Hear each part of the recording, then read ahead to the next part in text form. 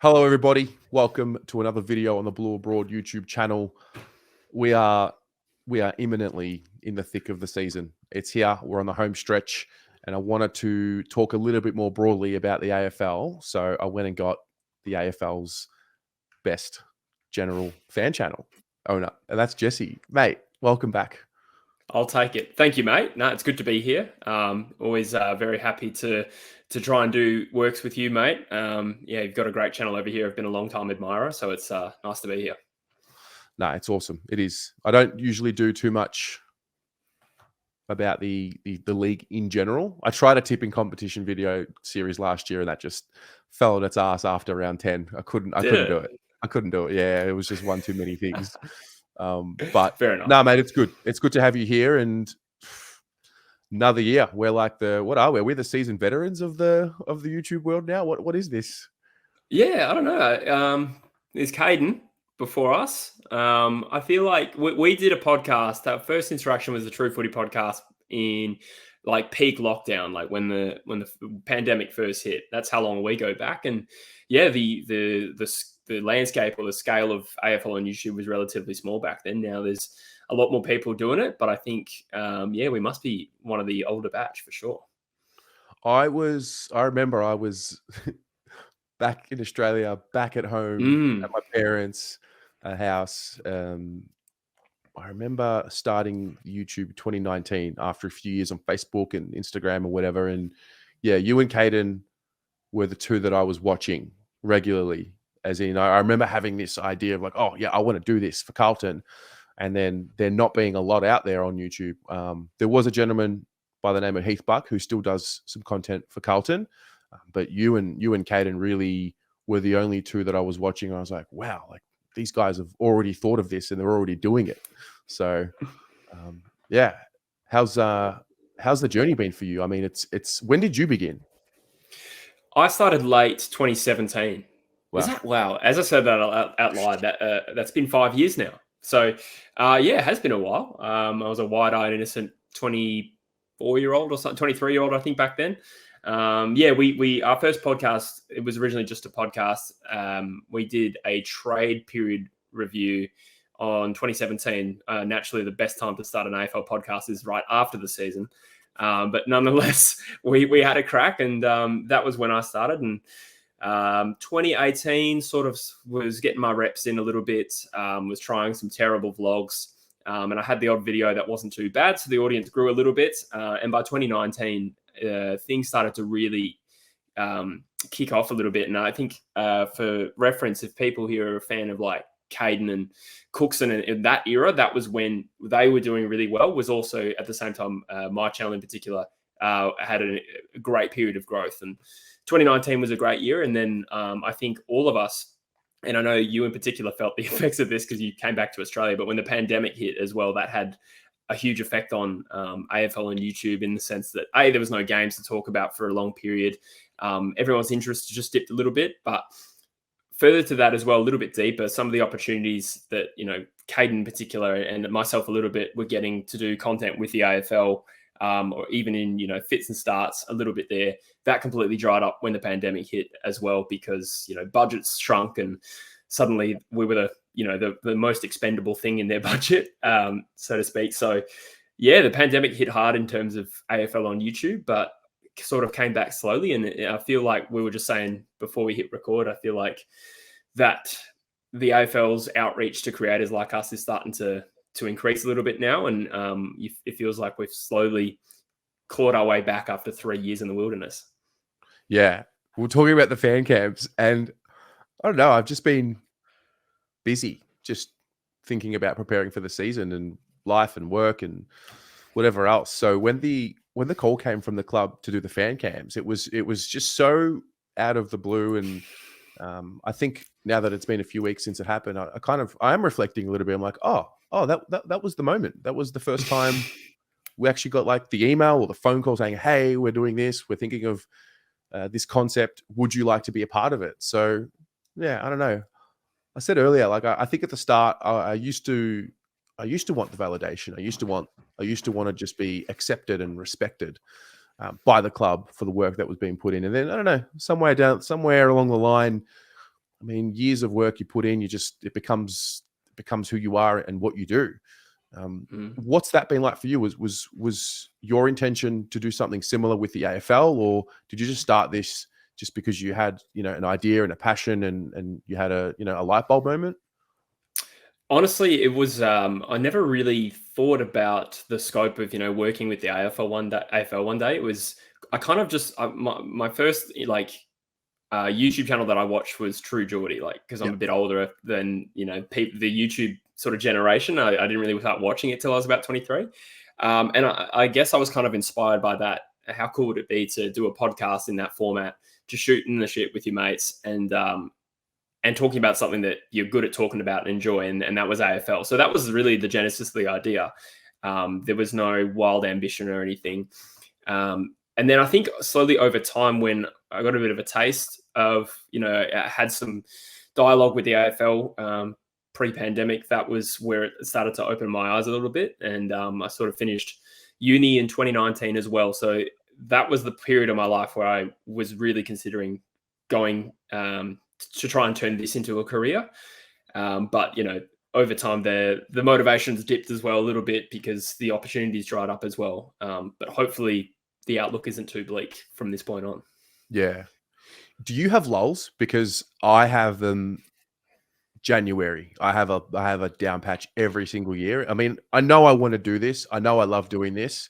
There's no doubt about it. When the season comes along, there's nothing else I want to do. In the off season, I always have this period. It's like this, I don't know, this like existential crisis. So I always come to myself and think and like, fuck, do I really want to do this? Do you ever get like that? Because I think with content, a lot of people will watch and they'll see us always, at our best or at our most energetic, because we're putting on the videos and up and about for the season. I don't know. I always try and keep it as real as possible. Do you struggle at times, and does it dip for you? Mate, I had the mother of all dips in 2022. So just going back a little bit, at 2020, I sort of decided, okay, yes, the pandemic's come and gone, or so I thought in 2020, or towards the end of it. And I was like, I'm going to go part-time at work. It was a bit of a crossroads moment. Do I go down the Bunnings path where I work, or do I go full pelt at this? And I sort of hedged my bets a little bit, went part-time at work, and then really tried to drive everything into the channel. So going into 2021, I was full head of steam. Or when I was booking annual leave throughout the year in 1 week periods purely to make content. So I didn't take any holiday in that period. All the 4 weeks of annual leave I had was purely to batch produce videos to make sure that I was almost going daily for a little while there. And there was some growth. It didn't come as easy as 2019, but I think over the long term, by the end of grand final week and going into the draft, I'd burnt myself out to an absolute crisp. And I think that's pretty normal. But then it also sort of coincided with a promotion at work at Bunnings. So the thing is as well, the promotion that I was offered versus and balancing that with my ambition for YouTube, the promotion at work was a lot more lucrative, but it involved going full time. So what happened is I accepted the promotion at Bunnings, and it just drained all of my time and energy out of the channel. And by the time 22 rolled around, I wasn't even sure if I wanted to have a crack at all. In the end, I sort of, I was there for about 6 weeks at the start. Then I literally went about 6 weeks without uploading, which is very unlike me. Uploaded for a few weeks, went to Europe for 4, and then came back home for the finals. So I've been up and down and all over the place, but I think I've finally hit that point now where I'm going to make this my sole priority going forward. Yeah, no, I resonate with that. I remember getting to round 1, 2022, and I had not taken a break. I had not gone away or anything like that, which is something I love to do. It just makes me get back in touch with me. And I remember getting to round 1 last year and obviously being excited, but feeling like I was not ready for it. I was not fully ready to get through a full season. And by the end, I felt like I was running on fumes. And then obviously the way it all ended for Carlton was just another layer of like I don't even want to think about it. I went away for 3 weeks and just completely shut off. And to be honest, I didn't really switch back on until maybe the last few weeks, if I'm honest, like really switch back on. And I don't know, maybe I'm just subconsciously understanding that once the season comes, that's it. I know exactly where I'm going to be. I know exactly what I'm going to be doing. I know what my schedule looks like. I know exactly what's going to be happening, and I know what's coming. So I think I'm trying to save as much energy as possible. Yeah, for sure, mate. I think there's something to be said for the fact as well that when you're taking your passion like you have for Carlton and I have for West Coast and footy for both of us generally, and it becomes maybe not our full-time career, but when it becomes monetized and your motivations change, you're not doing it just for the passion suddenly, even though you might feel like you are, subconsciously to some extent. We're going for growth, we're going for maximize revenue to some extent, or at least I'll say for myself, because if I want to make it a career, that's necessary.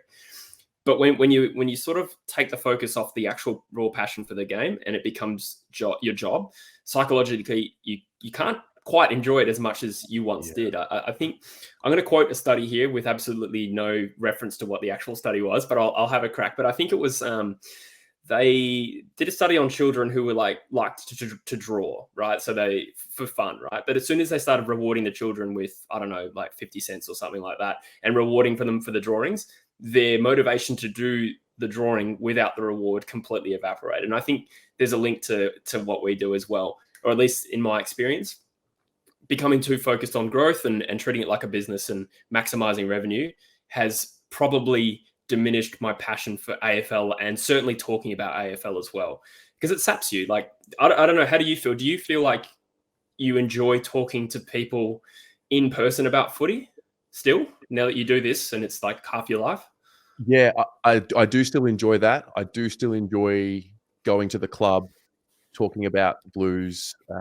I do enjoy that. I find my biggest challenge, and the challenge that is really before everyone that contributes to the channel, is, I mean, my phone is there's always a notification, no matter what. There's always a comment, there's always a message, there's always something to check.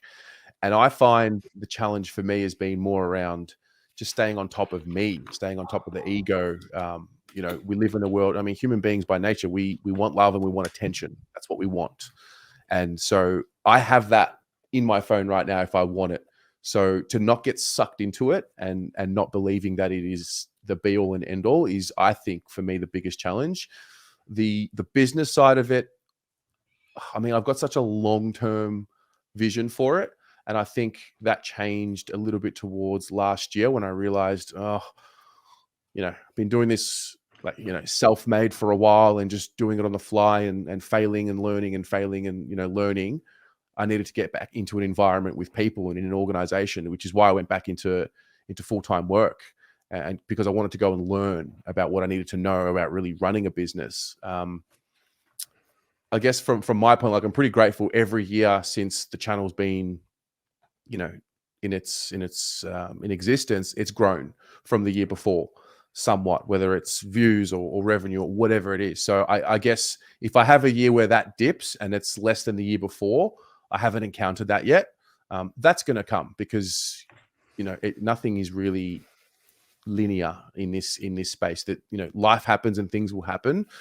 So yeah, I think for me, it's just being able to stay on top of me, stay in control of my ego, and then now that there's other people involved, manage their expectations, manage their egos, because this is potentially it's a dangerous game when you're talking about attention and views and likes and social status and, people inflating their own sense of self because of the numbers. So I think that's my biggest challenge. Yeah. Just staying level-headed, and trying to balance that with the validation you get from doing a good job, because you are very, highly respected. You'd have to say, and not just by your fans, but the broader AFL community. You've built something really awesome and something that I've certainly admired from afar. How do you, looking back from 2020 to now, let's say when we first did our podcast together, how do you think you would feel looking into the future at where the channel is now, Blue Abroad? Oh, I am proud. I stoked. Yeah, stoked. Mm. I think even me personally, 2020, that was probably my worst year in terms of looking after myself. I was terribly overweight, unfit, out of shape. bad breakup, you know, back at home with mum and dad, 28 years old. And I'm like, fuck, and just, broke and just chasing this dream, hoping that it would become something. So I think, yeah, looking now to what it was back then, for sure, there's pride, but I'm always mindful of, the second you start feeding into that too much is the second you start getting complacent. So I'm really working on the art of not being too hard on myself, but also, if I'm not going to be hard on myself, who will be? Because there's, a lot of people that won't give you, it's hard to find real people around. Because I mean, for us, it's hard to find a network of content creators. I think you especially, you're really one of the early adopters, if you will. You and Caden, as I said, you were the originals that I was watching.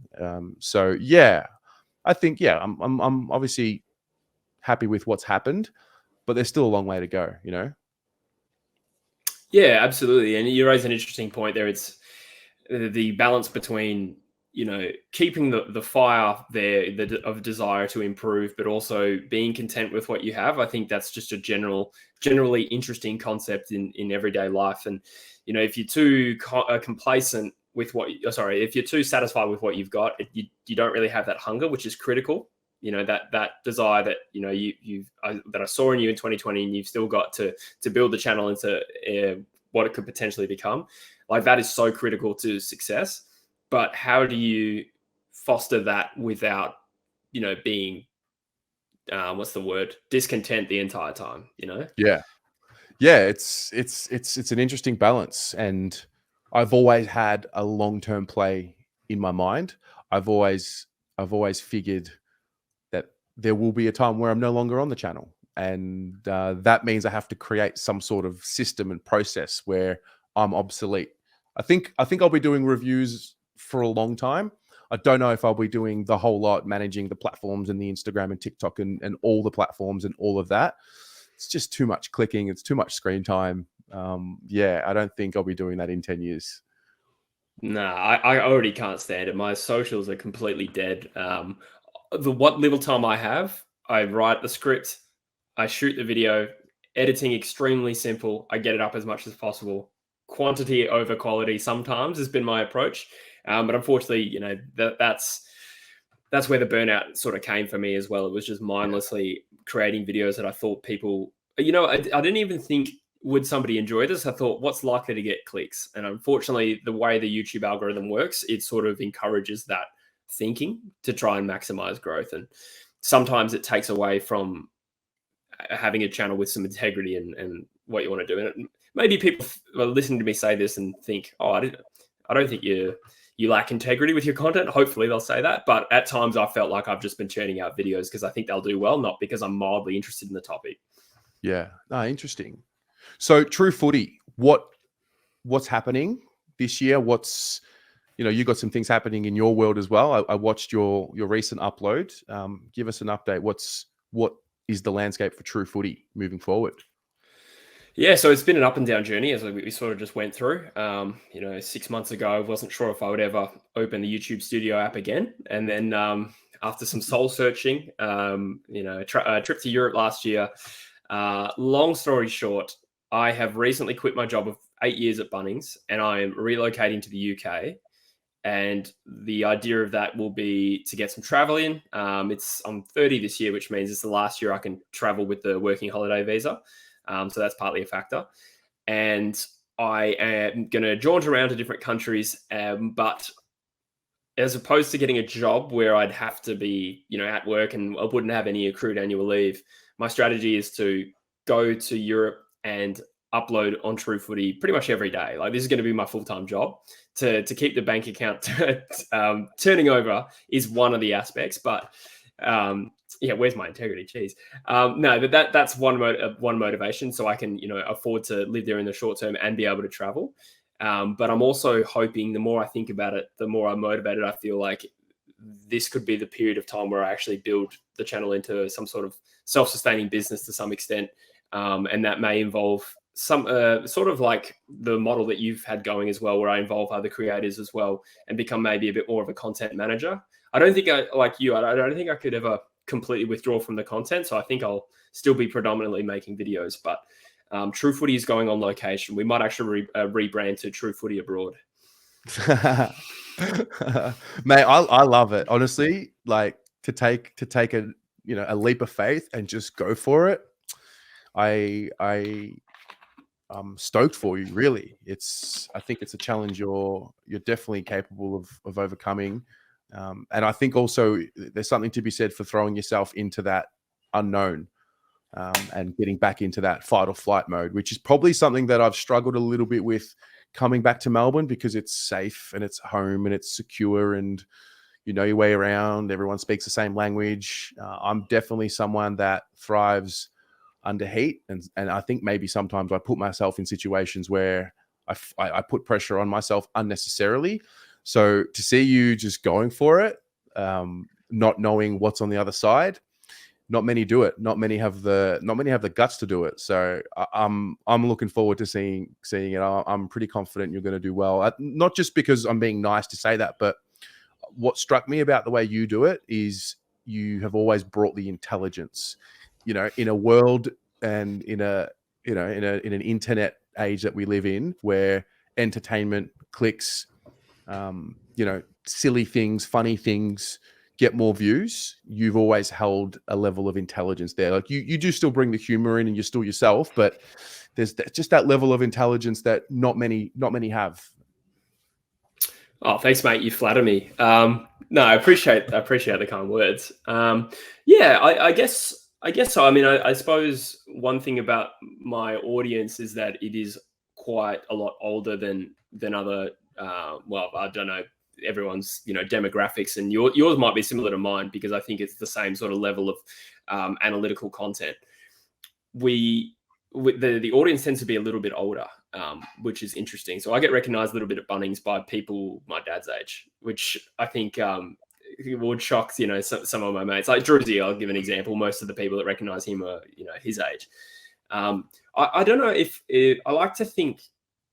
I'm trying to narrow down, like, what is the USP of True Footy? Like, why would somebody find value in it? And I think the important skill that I need to double down on is it's not so much having the correct analysis all the time or getting the predictions right. I do a lot of predictions, but I think there's a lot of value in somebody who can translate what's happening in the AFL world and articulate it in a way that's very, very easy to consume, but still feels like there's some level of intelligence to it. I guess. I suppose that it's the ability to communicate is what I need to double down on, because I've been thinking, if I build a reputation on my analysis and getting predictions right all the time, then I'm not going to go very far. So my footy tipping sucks, as do my ladder predictions, and I've got one out at the moment that's copping some heat, but that's part of the game.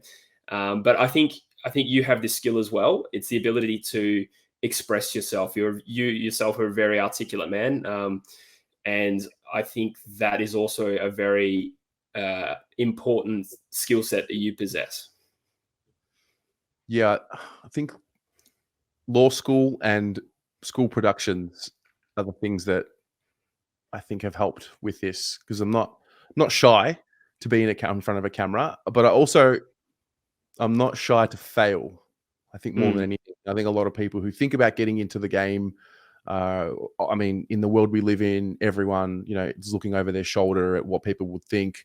I guess there just came a point where I didn't care about that. But yeah, I'm with you. I felt when I started, especially in the Carlton space, I can't really speak to much of the AFL space, but the Carlton space in particular, we had forums, Big Footy, we had Facebook, and a lot of faceless accounts and unidentifiable accounts. And just the commentary around us was highly emotional, which is okay to an extent, but totally unaccountable. So the video aspect for me is the ultimate accountability.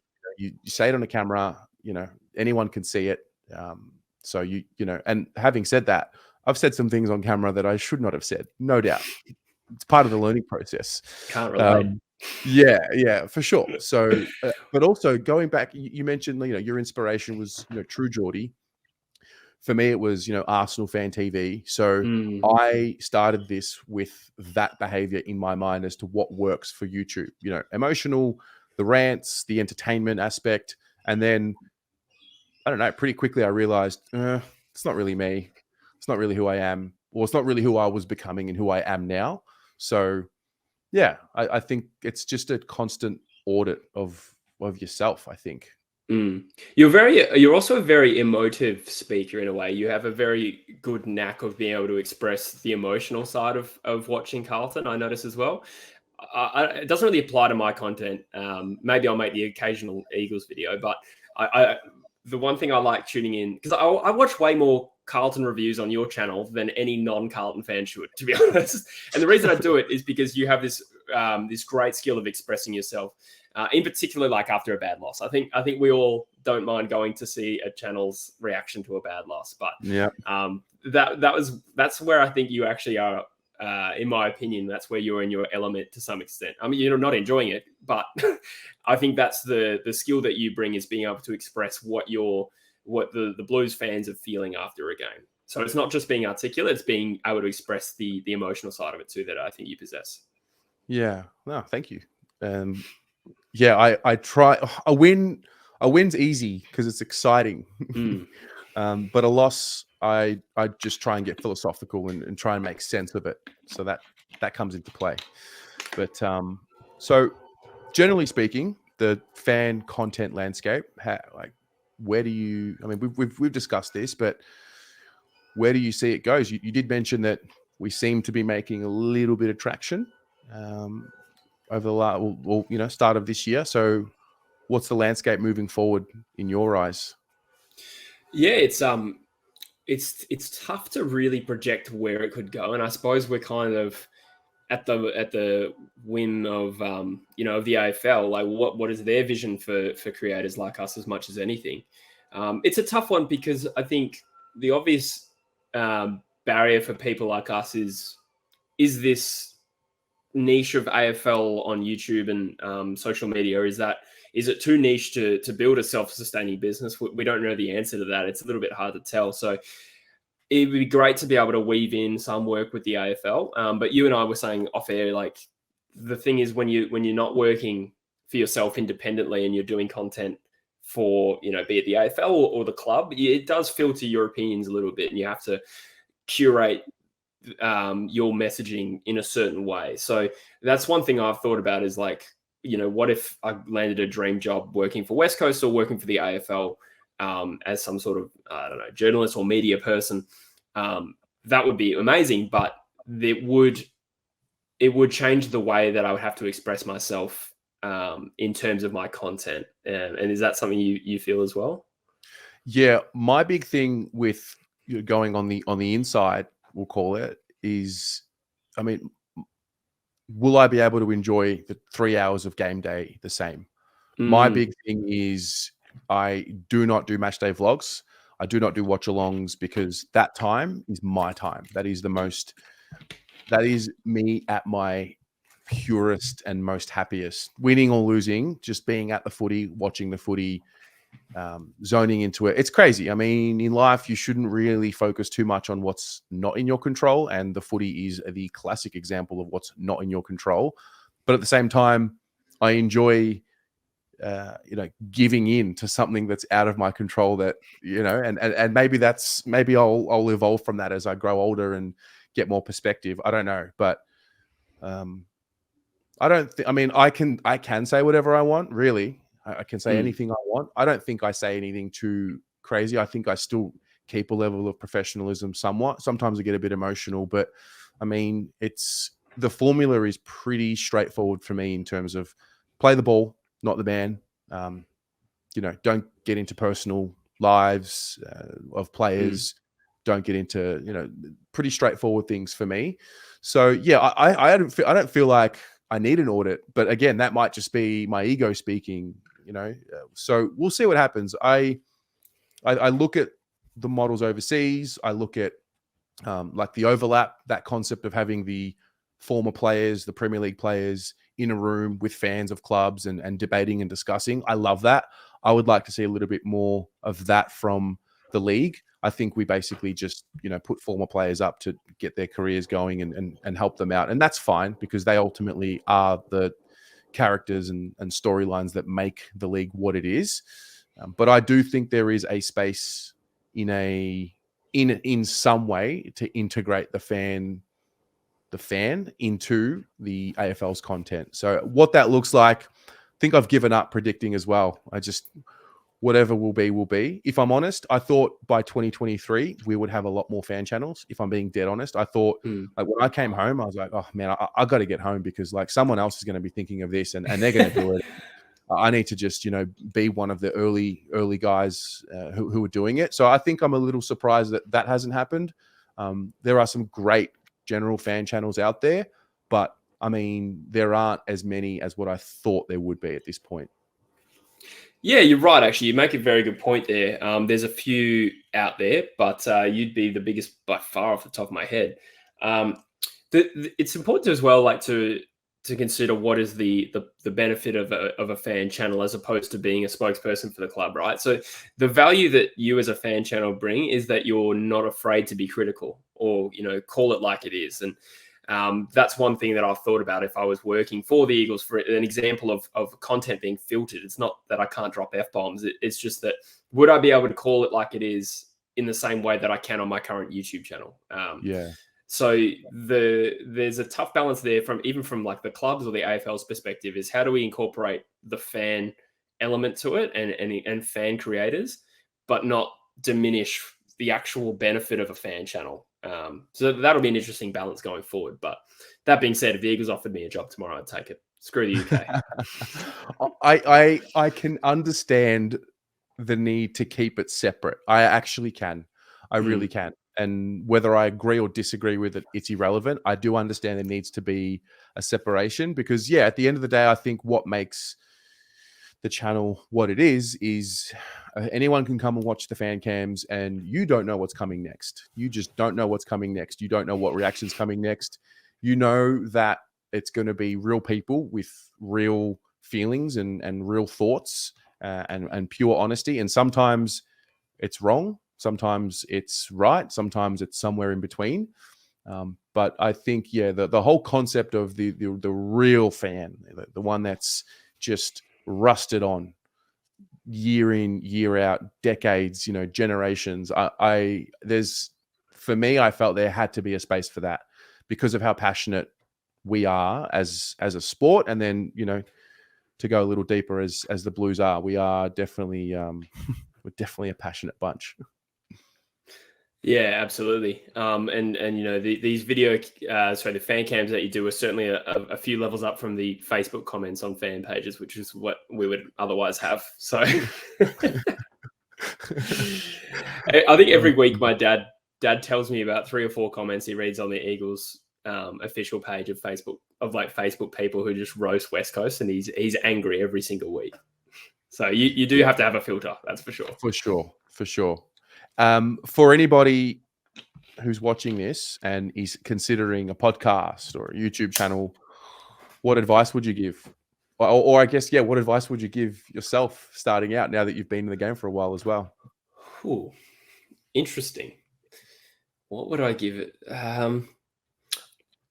I don't know how much I would change, to be honest. I think the reason I had some relative success when I started, or at least, a little bit after I started, was just that I was willing to outwork anyone, or at least that was my mindset. And I'm not saying I was definitely doing that, but I felt like I was willing to outwork anyone.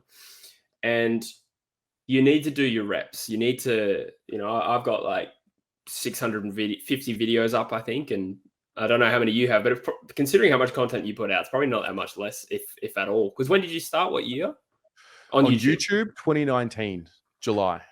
Yeah, gotcha. Okay, so yeah, around the same mark. So what it took was a lot of trying and failing, and then adapting, looking at what was succeeding in terms of what videos were performing well, and not copying them, but adapting a model. And there's trial and error, and then doubling down on the formats that did work well. So one thing that I've done always, for instance, is predictions videos, because that inspires, like it's very clickable. It gets a lot of views, but it's not my favorite piece of content to do. My favorite piece of content to do is probably the podcast. So one thing I did was balance the videos that were going to do well and interweave the podcast through so that eventually people would watch both. That was my eventual goal.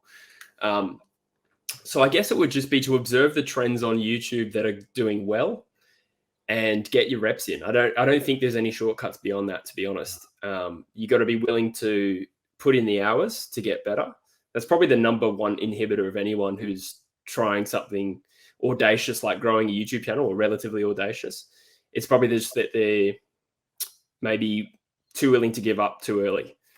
I put out a lot of crap before anyone started paying attention. And I remember, I think 2018 grand final, I had been uploading for a solid year, and I'd gone to Melbourne, and I had about 650 subscribers, and I had uploaded so many videos without anyone commenting. And then somebody recognized me in person, and I was like, what the hell? And eventually it just sort of took off from there. So yeah, it probably took a year before I had actual proof that there was a human who watched my videos. What about yourself? What advice would you give to yourself?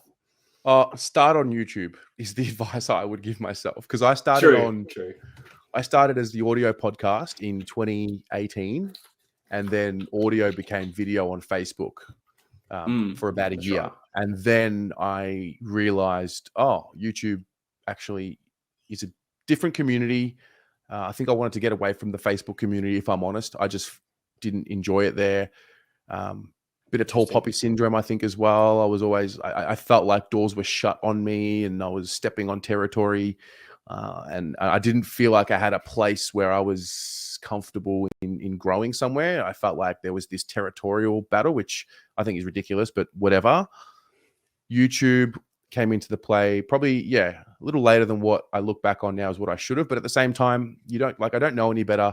I didn't have older brothers or sisters or people ahead of me that I could reach out to and get advice from, because I didn't know any YouTubers. I didn't know anything. I just knew what I was watching and just applying it. But anyone starting out, 100%. Anyone who starts out on the channel now, I have the same message for them, all the way from, Pommy at the beginning, and now, the girls, Jasmina and Tori, say the same thing. Like, just get to your first 10 episodes and just worry about that. Then worry about 20, and then get to 100. And there's something to be said for finding your voice, I think. Now, I look back now, I can't watch old videos. It's painful. It's painful watching myself. It's so cringe. But I look back with pride, because I know that was a guy who was just willing to try and just give it a crack. And I knew that what I was doing back then was going to be looked back on with some sort of angst. I kind of knew it going in. So I just tried to do the best job possible.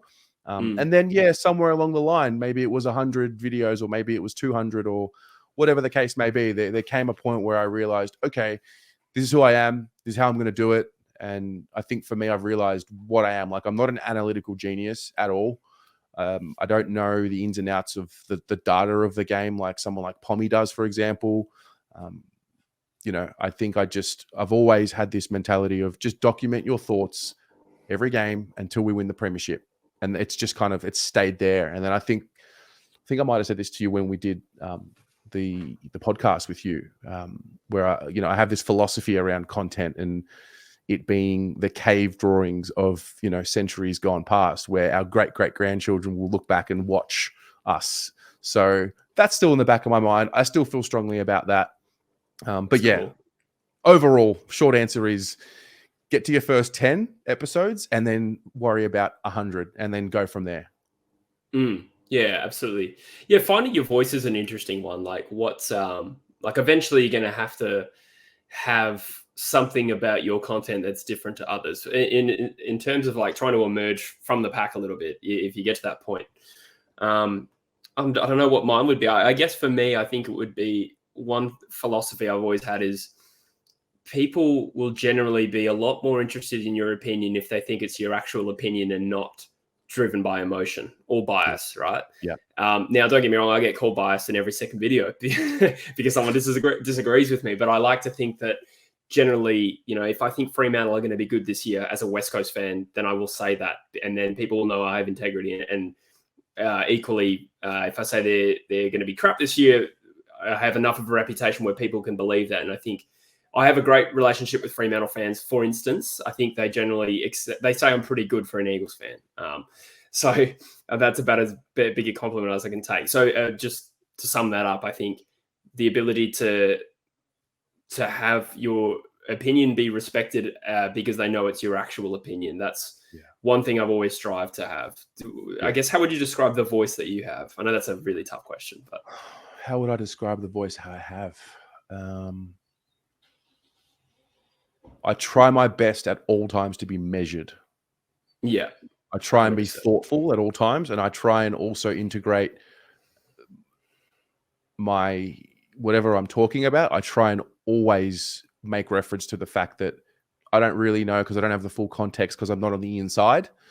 And I think I do that because I don't know who's a new viewer, and I want to keep that consistent. So I try and stay as humble as I can with my opinion, and I don't want to be a headline because of I got this right or my opinion was this. I strongly disagree with a lot of what I see in mainstream media and just the culture and the humans that it creates. And I've seen it happen even with these new platforms that are emerging. They're going down the same route because they've been taught by universities around what makes a good headline, and they've been taught by the mainstream, and they're only just replicating the Robbos and the thises and the that's. Like, I don't care too much about the big statements. I just care about documenting what I think every week until we win the flag. And I just stay there. And sometimes I stay there. Sometimes I veer off. Sometimes I get it right. Most of the time I get it wrong, I think. But just staying humble is where I try and land somewhere there. Yeah, absolutely. I think you've nailed that. You also raised an interesting point there in just comparison to mainstream media, right? I don't know if this is because I've been making videos for a while and in a way that's kind of like writing, because I do generally write a script, or if it's because I'm getting older and more discerning, or if it's because I studied law and learned a lot about writing. But I've become a lot more skeptical of mainstream AFL media in terms of the amount of times I read through an article and it's like, this article has deliberately been written in a slightly misleading way to justify a headline to get clicks. And I always have this conversation with my dad. He's like, it's hard to think of an example off the top of my head, but he'll read a headline and reach a conclusion. And I'll be like, well, if you actually read the article, it doesn't actually clarify any source or anything like that, or things like it has been suggested or this club has been linked to. Like, these are all wishy-washy terms that I try to avoid. So I think that's not to say that, YouTubers don't clickbait or anything like that, but I think one thing that's a strength of our sort of channels and channels alike is the ability to cut through the crap a little bit, which I think is hard to find in mainstream media, to be honest. Yeah, totally. I mean, at the end of the day, and I still remember this being the case when I started creating content, I would wait until Monday night for the shows to come on to talk about Carlton. And I was lucky because Carlton's a big club and journalists love talking about Carlton because it generates a lot of eyeballs and earlobes, we'll call it. But I remember it not being enough. It was never enough. It was only a couple of minutes. And, the teams out in like the interstate teams, for example, they just don't get as much coverage as what the Victorian teams do. It is what it is. Unless they're a top four side, I think. So, yeah, I think there's also, for me, there was a real, like, I wanted more. And I'm just the normal Carlton fan. So if I wanted more, I'm sure there were other people who wanted more content as well. So now to be in a position where I think we're giving that, I think we're giving a pretty rounded edition of the Carlton news and analysis and opinion. Like, that's cool. But yeah, that's where I think mainstream media and AFL media especially can really tap into the fan content because we go deeper, we analyze deeper, we watch deeper, and that's where we can actually, I believe, help improve the content that they're putting out. I mean, I also sense that there's this underlying narrative that a footy fan is a nuffy and he's stupid and he's dumb and doesn't have intelligence, and they kind of play on it a little bit at times, I sense. And I struggle with that a little bit. I don't like that. I don't like being grouped into that because I think there's some incredible content creators that put so much work and so much professionalism into the craft that I hope that one day that gets put up on stage, as opposed to this narrative that, you know, fans are just drunk idiots that go to the football and they don't know anything. Well, we can be two things, but yeah. We can be both. Yeah. No, that's very true as well. I suppose there's a little bit of maybe, if I don't know if stigma is the word, but you know, when you consider, like, say, journalists who have, you know, done their time, they've gone through and they've studied journalism, they've grafted up to get a position at the West Australian, or that's just an example over here, to then be challenged by relative amateurs and you and me who are self-taught YouTube videos.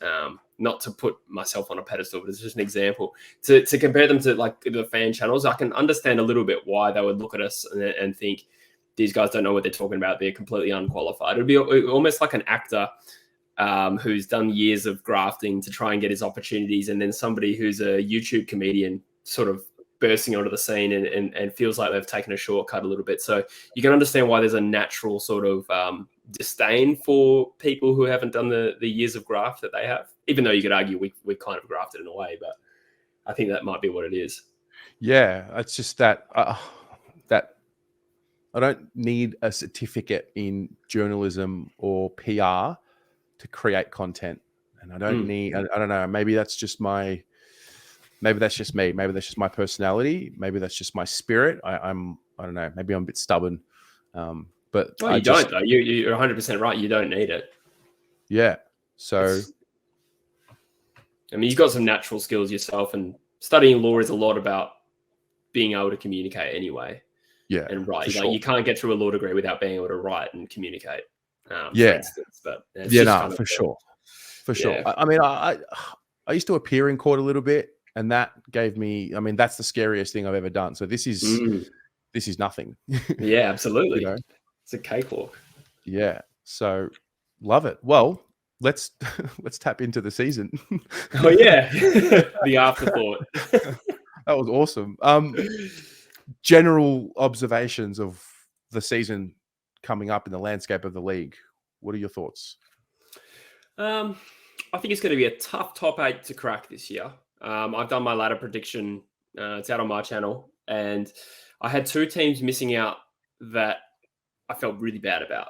And I don't know if that's just me hedging my bets, but I just feel like we've got a strong top 10 this year. That will be the way I see it going. And, you know, we're in that period between the preseason ending and round 1 starting, where so many of our preconceived notions have been shattered by teams unexpectedly annihilating another one. So Adelaide smashing West Coast, GWS playing as well as they did is an example that has kind of thrown everything I thought about those teams into whack. But I'm also trying to be measured with it and understand that it's preseason, and we'll see in round 1 the truth. What about yourself? Yeah, I'm with you on the top 8 being really hard to crack. And I think I remember saying, 2 teams will fall out and then 2 teams will come in. And then I did my top 8 and predicted it. And yeah, I felt bad taking certain teams out because, like, I respect them. There isn't a team in the 8, maybe apart from the Dogs. So that's the team that I have falling out. Not that I don't respect them, but I just think they had no right being there last year. There was no right being there last year. So, you know, well, every year there's. Sorry, go on. No, go for it. I was just going to say, every year there's at least 4 to 6 teams that are bitterly disappointed with how they went.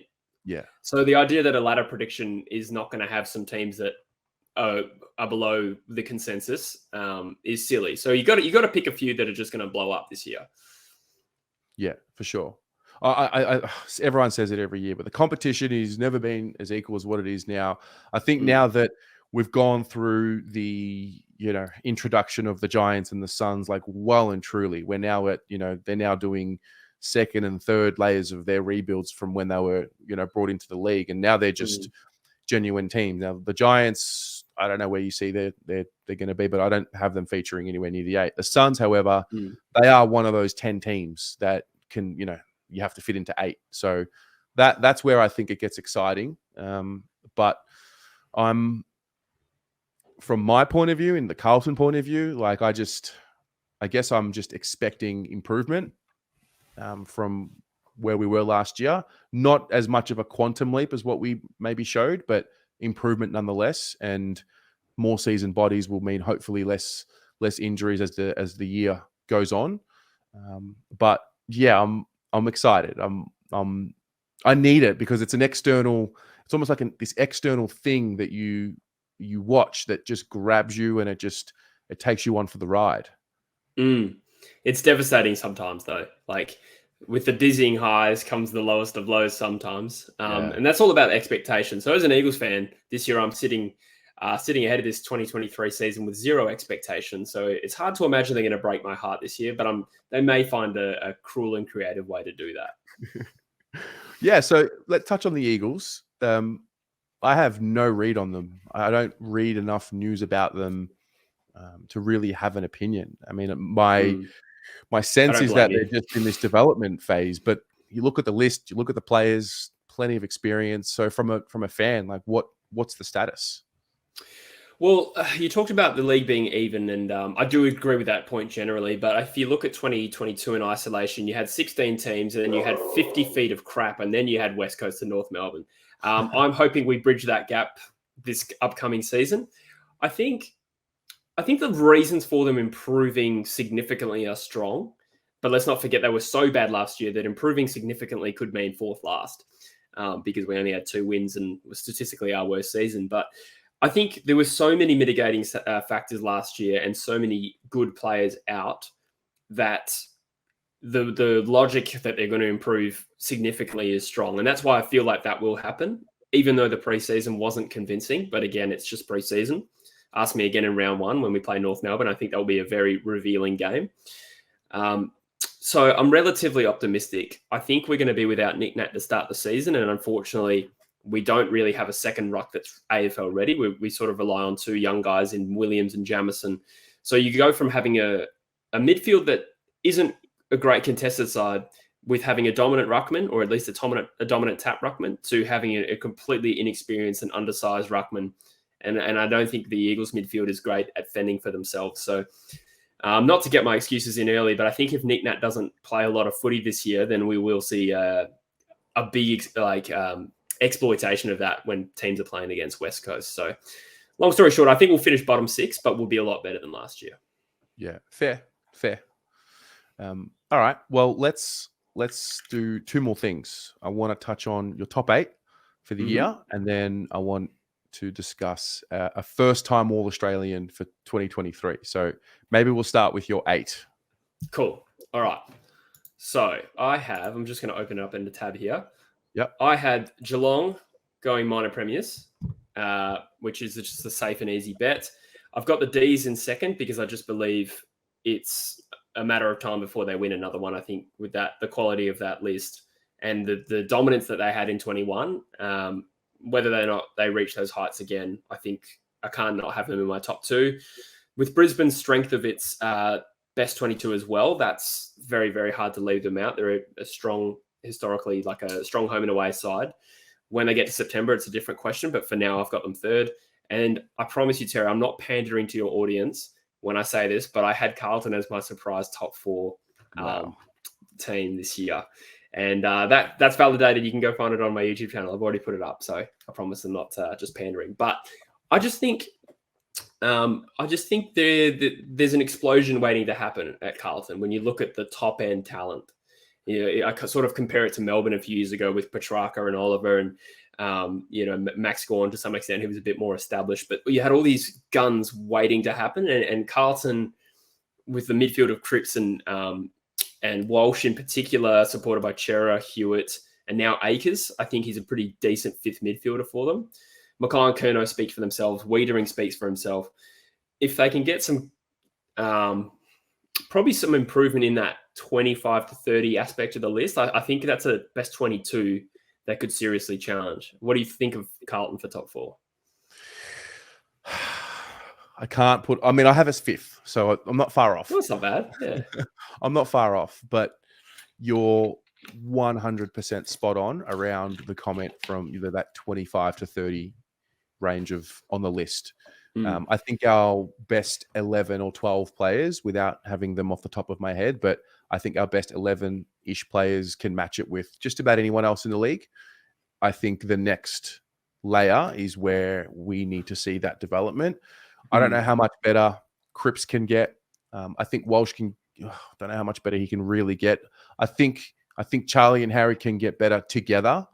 And then, yeah, I'm a believer in what we're capable of, and I believe we can make top four. I believe we can be that team. But I'm also at a point in my life, Jesse, where it's no more manifesting. Like, just do it before I jump on board. So I do appreciate the sentiment, though. It's good to have some respect from the external, because that's not the way it used to be. We have not been a team in my life where people have said anything like that to me, where it's like, oh, yeah, you could be a top four side. So, yeah, my concern is less about the talent, more around their ability to do it under pressure. They just haven't been in big games anywhere near as much as what the other top 8 teams have. So that's where I'm a little mindful. That's a fair point. Although I feel like there's been some premiership teams that sort of went into final series for the first time and ended up winning. Like the D's, I suppose they had a prelim, but they got annihilated. So I don't know if it really counts. But maybe you're right. I think the other thing about the 25 to 30 players, though, is sometimes in a premiership year, those players emerge and they find their roles in that year and sort of make a name for themselves out of nowhere. That can happen sometimes. I think, when you look at, I'll use the Eagles example in 2018, some of the players that were premiership players you would never have believed going into that season. Mark Hutchings, Nathan Vardy. There's more that I could name. I don't have them off the top of my head, but sometimes they just find their own little groove in the best 22. So that's the optimistic view. I know it was a ballsy call, but I am going with that one. I like that. I'll give you the rest of my 8. I had Sydney in 5th for no real strong reason other than I needed to squeeze the other 4 in, and they got annihilated in the grand final. Statistically, that has a negative effect on teams. Richmond, Collingwood, and then Port Adelaide make my top 8, mate. So Richmond added Taranto and Hopper, they finished 7th last year. Self-explanatory. Collingwood would be around that mix, but one of the teams had to slide a little bit, and they're probably the less proven of the bunch. Percentage of 104% last year. It's not a strong reason, but we're going with gut feel here. And then Port Adelaide, I just think are way stronger on paper than they have. Well, they certainly delivered last year, and I think the side's too good to miss out on the top 8. Yeah, I love it. I like that. I'm not so different to you with my 8. Obviously, positions are a little different. I've gone the Lions on top. I've gone the D second, the Cats third, and the Swans 4th. But after hearing what you just said, you're right. I can make the case why the Swans will go a little lower for sure.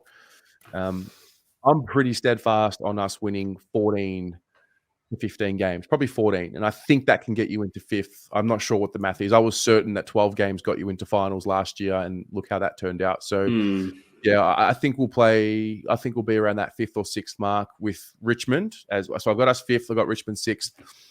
I've got Freo 7th, and then I've got the Pies 8th. But I really wanted to put Port Adelaide and all the Suns in there. So I'm just covering all bases as well, just so we can say that I've mentioned them at the end of the year. Yeah, true. I had Fremantle narrowly missing, which, again, I said I had a great relationship with Fremantle fans. That might have just been evaporated. But I just feel like they might stagnate, and I needed to shoehorn Port somehow into that list. I think they're another side where there's some young guys in their early 20s about to explode potentially. And if they can do that while the veterans are still kicking around, I think that's a dangerous recipe. And then I think there's small forward dynamic now with Orazio and Rioli, and I suppose Horn Francis could play up there as well. I just think they're a pretty dangerous side. So we'll see what happens. It wasn't a great preseason for them, but it doesn't really mean a lot. Yeah, that's true. No, you don't have to convince me on Port. I'm an absolute fanboy. I have a second team. If I wasn't a Carlton supporter, I'd be a Port Adelaide supporter. So I remember you saying that. Why? I met them in China, and I worked and volunteered, I followed them around for the 3 years that they were there, and I just loved everything about them and the way they carry themselves, and just from every single staff member, the way they were, and even just seeing Koshy and Keith Thomas at the time as well. Just the way that they would conduct themselves and talk about what they needed to do.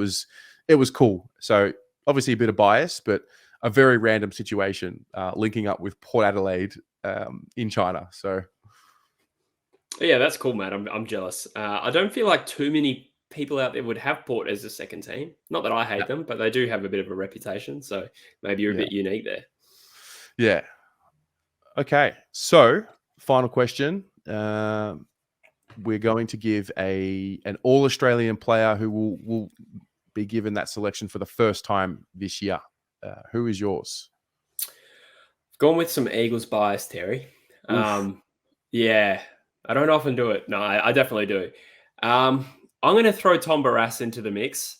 I think there was a 5 to 6 week period last year where I think he was conceivably the best defender in the competition.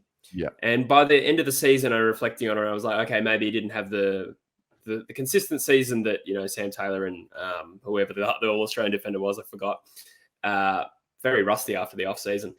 So I was okay with him not having the All Australian jumper, but I think if he starts this year in the same sort of fashion, I think he's our best player, to be honest. So he's my nomination. What about yourself? Yeah. I love him. I love watching him play. I forget the game. It was at Optus, and he marked everything that came near him. And he probably was that did it against you? No, it wasn't against us. He did play well against us. There was another game. I forget it for the life of me. And I remember watching it with my housemate, and like we had him in Draft Stars as well. We had him in our team. And he was marking everything that was coming in. And I clicked onto him right away and watched him pretty closly. I'm a massive fan of the way he plays. So might have been the Derby, I reckon, but I can't remember. I was in Europe at the time, so but yeah. I do know what you're referring to. Yeah, it was inhumane. It was more than just like a dominant defender's performance. Like just the ball did not go anywhere else but his grip. So that's true. Imagine if we didn't have him. I know. Yeah, my one is Jacob Wiedering, my defender. I just think he deserves to be in that same conversation as the Stephen Mays and the Darcy Moores and the Tom Stewarts and all of these players. I mean, maybe that's a little bit too much for me to say, but I really do think he's at that level, and I think he was at that level until round 11 last year, where he had the shoulder issue that had him out for a couple of months, and then he had I think it was tendinopathy or tendonitis in the knee, and it was a shell of himself to end the year last year. So I've got Weeders to finally get that jacket, which he probably should have won already up until this point, in my opinion. Yeah, I agree with that. I've always been a fan of Wiedering. Did he get close not last year but the year before? Yeah, made the squad. That's what it was. That's right. Yeah, that's right. And he could have justifiably won the jumper. I like that. So we got Wiedering and Barrass as the two All Australian key defenders. We're going to be looking very good if that happens. Yeah, absolutely. Amazing, mate. This has been refreshing. Really good conversation. Thank you so much for making the time. I know that a lot's going on in your world right now, and you've squeezed me in for a chat. We've gone for just over an hour. I really enjoy talking to you. You're just this intelligence that I love, and I think we should see more of. And mate, can't wait to see what the next 12 to 18 months holds for you. Thanks, mate. First of all, no sweat on making time for you, mate. I've got a mountain of respect for you and what you do as well. So I'm very happy to make time for it. And appreciate the support as well. It is, I don't feel nervous yet. I feel like I'm focusing on all the things I've got to do first. And I'm a bit of a robot at the moment, but maybe the emotions will kick in at the airport. But hopefully I'll be excited by then. Love it. Well, those of you watching at home, get on, if you're not already, which you should be, but if you're not already on the True Footy YouTube channel, it's time. Link will be in the description. Give him a subscribe, check out the content, and follow the journey because it's a special one. Thanks, Jesse. Thanks very much, mate. Cheers.